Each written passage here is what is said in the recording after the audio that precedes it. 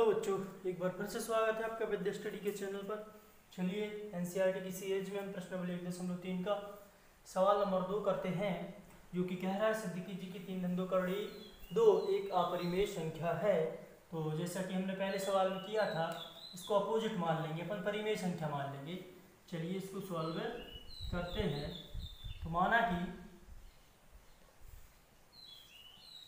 3 धन 2 करोड़ी 2 एक परिमेय संख्या है। क्या है बच्चों? परिमेय संख्या है। अगर जब ये परिमेय संख्या है तो तब इसको हम क्या मान लेंगे? 3 धन 2 करोड़ी 2 बराबर P बटा Q, जहाँ कंडीशन होगी Q का मान बराबर नहीं है 0 के।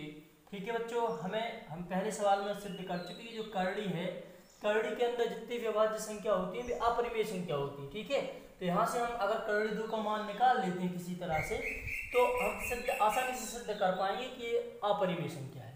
ठीक है, चलिए तो हम इसका मान निकालने की कोशिश करते हैं। पहले हम इन चीज़ों को क्या कर देते हैं, पक्षांतर कर देते हैं।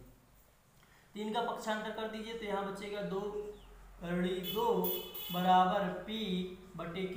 जैसा कि आप लोग जानते हैं कि अगर हम किसी चीज़ का पक्षांतर करते हैं तो प्लस की हो तो माइनस और माइनस की हो तो प्लस हो जाती। तो यहाँ पे प्लस के 3 थे, तो यहाँ पे आके माइनस के 3 अपॉन में कुछ नहीं था, तो बटे में अपन क्या मान लेंगे बच्चों? 1 मान लेंगे। चलिए इसको एक बार और सॉल्व कर देते हैं।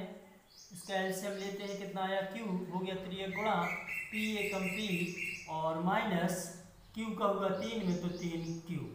चलिए यहाँ से करड़ी 2 का मान निकाल लेते हैं। करड़ी 2 बराबर हो जाएगा P ऋण 3Q और बटे में ये पहुंचेगा 2Q बच्चों। इसको दे दीजिए समीकरण 1। ठीक है, तो यहाँ हम क्या देख रहे हैं बच्चों कि यहाँ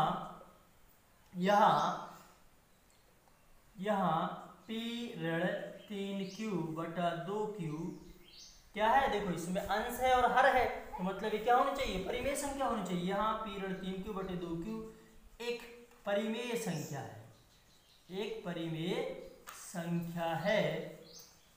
अगर बच्चों ये परिमेय है तो उस हिसाब से ये भी बराबर परिमेय संख्या होनी चाहिए। क्यों? क्योंकि ये इसके बराबर में है। जब कोई चीज बराबर में तब होती है, मतलब वो बराबर मानी जाती है। जैसे अगर ये परिमेय है तो ये भी परिमेय होगी, और ये अपरिमेय है तो ये भी होगी। तो यहाँ एक परिमेय संख्या है, तब करड़ी 2 भी क्या होनी चाहिए बच्चों? करड़ी 2 भी एक परिमेय संख्या होनी चाहिए। अभी संभावना है परिमेय संख्या होनी चाहिए, लेकिन रुकिए, लेकिन हम सिद्ध कर चुके हैं, कि करड़ी के अंदर, ध्यान से देखिए, करड़ी के अंदर जितनी भी अभाज्य संख्या जिसमें 2 और 1 के अलावा किसी अन्य संख्या का भाग, 1 और स्वयं के अलावा किसी अन्य संख्या का भाग नहीं जाता, वो अभाज्य कहलाती है। तो हम सिद्ध कर चुके हैं कि करड़ी 2 एक अपरिमेय संख्या है, एक अपरिमेय संख्या है। अतः समीकरण 1 से स्पष्ट है, जब एक अपरिमेय, ये वाली अपरिमेय है, तो फिर डेफिनेटली ये भी क्या होगी? अपरिमेय होगी बच्चों। तो समीकरण 1 से स्पष्ट है कि P ऋण 3Q बटा 2Q भी एक अपरिमेय संख्या है, एक अपरिमेय संख्या है। इसलिए जो हम संख्या लेके चले थे, 3 धन 2 करड़ी 2 भी एक अपरिमेय संख्या होगी, अपरिमेय संख्या होगी। ठीक है बच्चों, तो ये अपना दूसरा सवाल हो गया है। इसमें अगर कोई भी दिक्कत आती है कहीं तो बताइए। ठीक है, चलिए नेक्स्ट सवाल करते हैं। चलिए प्रश्न तीसरे का इसी क्रम में तीसरे का पहला सवाल लिखा है, 1 बटे करड़ी 2 सिद्ध कीजिए 1 बटे 2 करड़ी 2 एक अपरिमेय संख्या है। ठीक है बच्चों, इसको भी बिल्कुल सेम वैसे ही करना है। तो चलिए इसको हम सॉल्व करते हैं।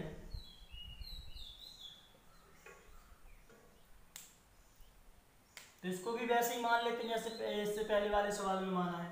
तो माना कि 1/2 एक परिमेय संख्या है। क्या है बच्चों? परिमेय संख्या है। तब अगर परिमेय है तो तब क्या मान लेंगे इसको? 1/2 बराबर P/Q।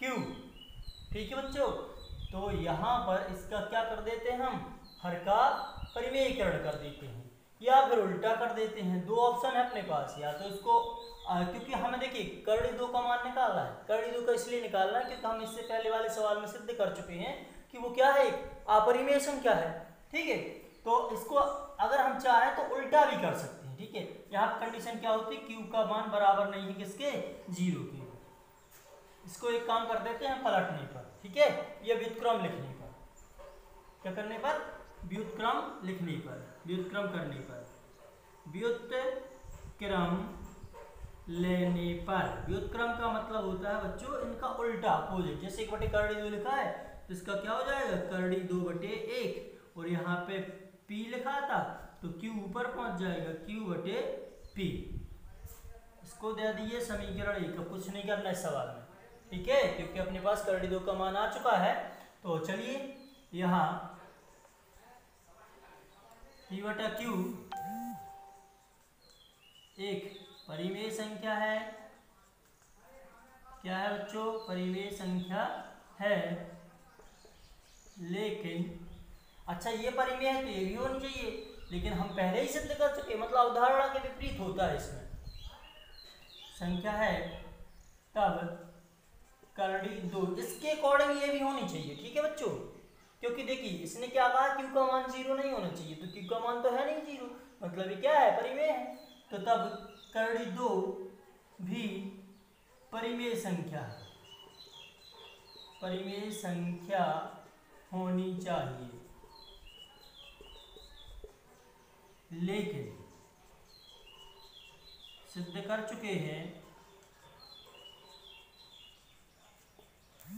कि कर्ड़ी 2 एक अपरिमेय संख्या है। अतः समीकरण 1 से स्पष्ट है कि 1/2